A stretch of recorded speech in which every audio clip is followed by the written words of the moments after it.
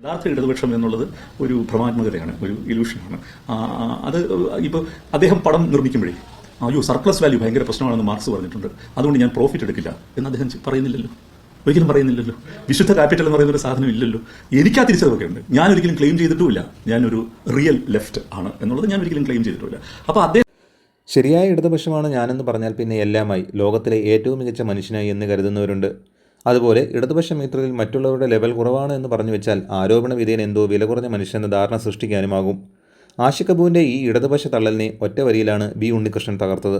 ലാഭം ചൂഷണമാണ്, ലോകം മുഴുവൻ അസമത്വമാണ്, സമ്പത്ത് മുഴുവൻ കുറച്ചുപേരുടെ കയ്യിൽ തുടങ്ങിയ ഡയലോഗ് അടിക്കുന്ന ടീമുകളിൽ പലരും ലാഭം കിട്ടിയാൽ വേണ്ടെന്ന് വെക്കില്ല എന്ന് മാത്രമല്ല ആഷിഖ് കപൂറിനെ പോലെ വലിയ സമ്പന്നർ കൂടെയാണ് എന്നതാണ് രസം. ഇതിവിടെ മാത്രമല്ല, ജെറ്റ് വിമാനത്തിൽ ലോകം മുഴുവൻ കറങ്ങി ആഗോളതാപനത്തിനെതിരെ സംസാരിക്കുന്ന പരിസ്ഥിതി സെലിബ്രിറ്റികളും ടാക്സ് ദ റിച്ച് എന്ന പോസ്റ്റർ അടിക്കുന്ന ഹോളിവുഡ് സോഷ്യലിസ്റ്റ് സെലിബ്രിറ്റികളുമൊക്കെ ഈ ഗണത്തിൽപ്പെടും.